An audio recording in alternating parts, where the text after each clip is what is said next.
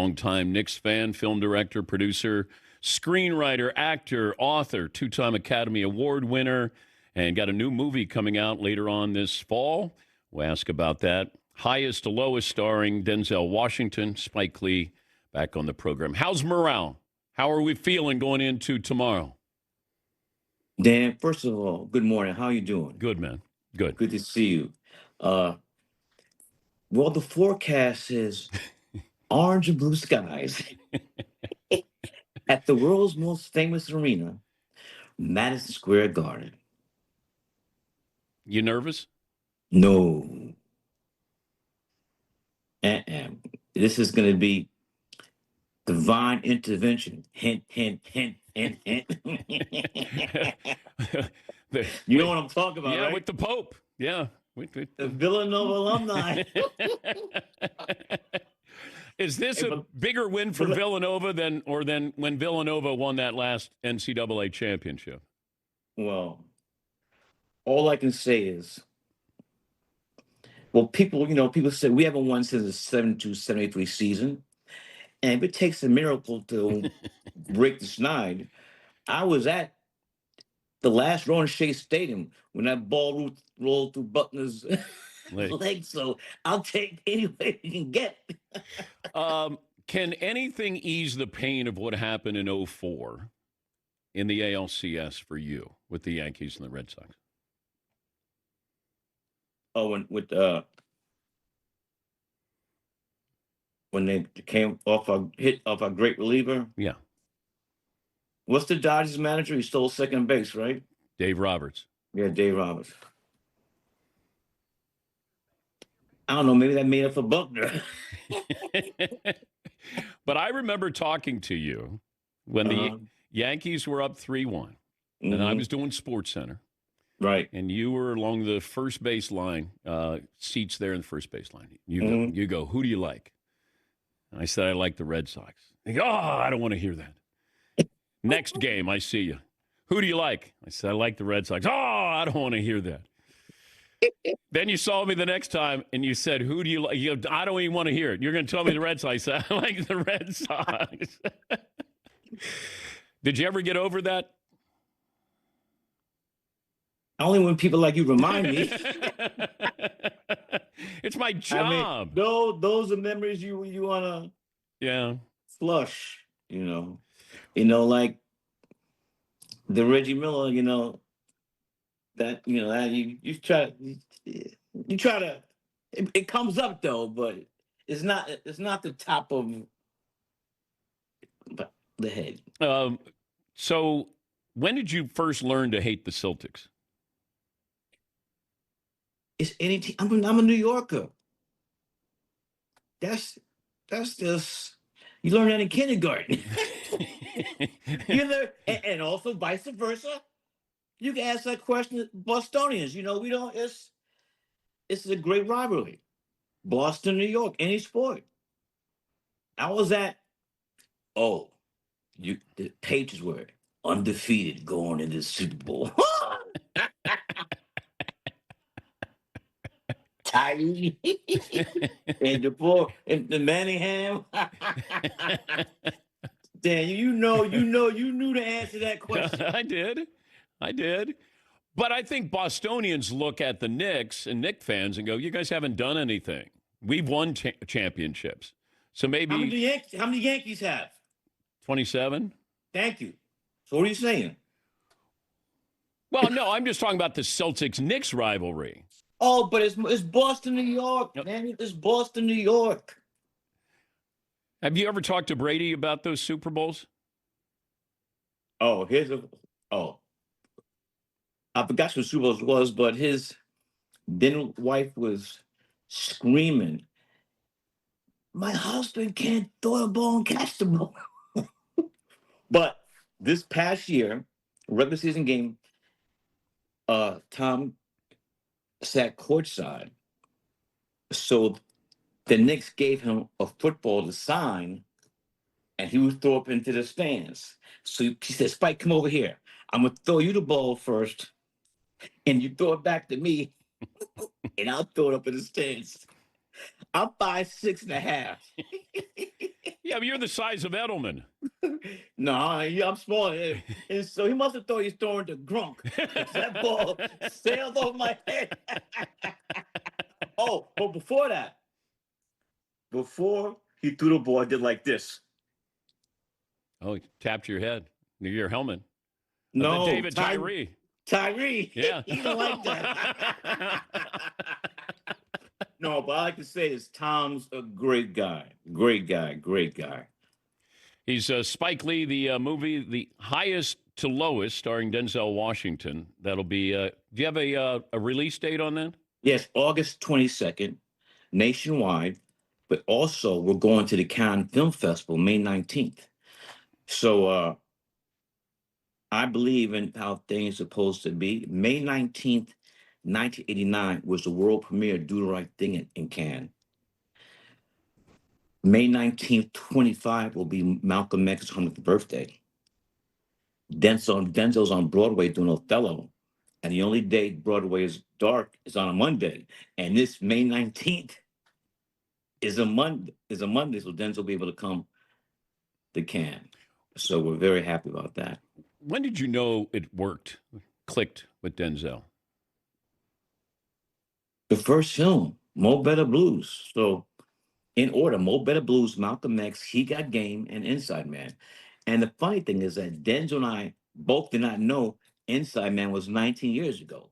I mean, time flies. I mean, I didn't know, he didn't know. Yeah. But our relationship is really great. And what's special is that we don't really hang out. So we might see each other. When the Lakers in LA, I sit in his seats. And when the Lakers in the Garden, he comes and says, "Spike, let's go." So, but when we see each other, like we saw each other yesterday. So that's a relationship. Who's the other players you considered for He Got Game other than Ray Allen? Well, my brother Allen Iverson did not want to audition. Rehearsal. Oh no, he didn't say. No, I'm kidding. Okay. Hey, AI, it's love, baby. You know I love it. I know I love you. Here's the thing, for He Got Game, I was like a talent scout because Jesus Shuttlesworth is a senior at Abraham Lincoln High School in Coney Island. So I had to look at the people, look at the players who are going to be in the draft, also look at the players in the league already, but still look like they could play. They were in high school. So I made the list and I had auditions. And the thing is that I needed someone who's going to dedicate the whole summer. Now, those athletes, when it's all season, they got to take a break, whatever. But Ray said, "I'll do it." So we didn't finish the film till the day before he had to report to camp for George Karl. He was on the Milwaukee Bucks then. So he dedicated himself for the role. And Gary always asked me, "Are we going to have a He Game too? We're going to have a She Got Game?" But I don't think so. I mean, the film is what it is. And so far, I've not done any sequels. Yeah, we fall in love with sequels, and I don't know if Hollywood does as well because, hey, if it was successful, then, the best ever, Godfather 2. Okay. Yeah. Unchallenged. Godfather 2. What's the second best sequel? Yeah, I'm stumped right there. I'm stumped. Yeah. But Francis, he owes the crown for that. Shout out to Francis. Did you consider Stephon Marbury for He Got Game? Well, there's a big controversy. And me and Steph were cool. That stuff has been squashed. I see him all the games all the time at the Garden. But somehow people were thinking that this He Got Game was about Stephon, and that's not really the case. The reason why I chose Abraham Lincoln High School, because for years they had the best basketball team, public school. And also, even though I didn't grow up in Coney Island, my high school I went to was John Dewey's in Coney Island. So that's really, what it was. It was not autobiographical. I made up this character, Jesus Shuttlesworth, who his father has been locked up for accidentally killing his mother. We had Barkley on recently, and I asked him what kind of game you had. And he said, Spike can't play. Well, first of all, I can't play. He's never seen me play basketball. So he's just, I mean, now, back in the day, softball, woo. I go to first to third on a hit. I was the fastest kid in my block. So you were Vince Coleman going from first to third. Jackie Robinson. Oh, Jackie 42. Robinson. You know, there are no great softball movies, so maybe you come out with a softball movie. Yeah. I mean, hey, you're gonna get exhibit credit. Okay, so you had some basketball game. I mean, I didn't play in a team in New York City. Depending with softball, stoop ball, two-hand touch. I mean, it's just playing in the street, you know. Did you ever play against Prince? No. Okay. No, I heard. I taught people say he could ball. He could play, and also he was he knew the game too. Yeah. One of my best moments, the NBA sat Prince and I together at the NBA All-Star game when it was in New York. And there's a famous, people look online, and he has his cane, and we were just talking basketball and having a great time. And I miss him. I miss him very much. I was at the NBA Finals in Chicago. Loose ball. Rodman goes for it out of bounds. Prince is there with his bodyguard. Rodman, gets the ball, and he walks over to Prince, and he said, hey, we should go out after the game. Well, Prince doesn't acknowledge him. You have to go through the bodyguard who then talks to Prince. So Rodman's like talking to him, and Prince didn't say anything. And then the bodyguard says, you got to go through me. And then Rodman waved him off and then walked back on the floor. Well, I think that was a good decision. This movie with Denzel, highest to lowest. So A$AP Rocky's in here? Yeah, he could. He gives a magnificent performance. And this film is not a remake. It's a reinterpretation of the great film High and Low by the great Japanese filmmaker, director, Akira Kurosawa. So, and that was back in the 60s, mid-60s. Yeah, 1960. Okay. The great Tissue Mifune, who did many films with Kurosawa, he's executive at a shoe factory. And in this film, Denzel Washington is a music mogul who's noted as having the best ears in the business. Okay. So we shot this in the streets of the greatest city in the world, Weather, York. For those who speak Spanish, you know what I'm talking about, Weather, York.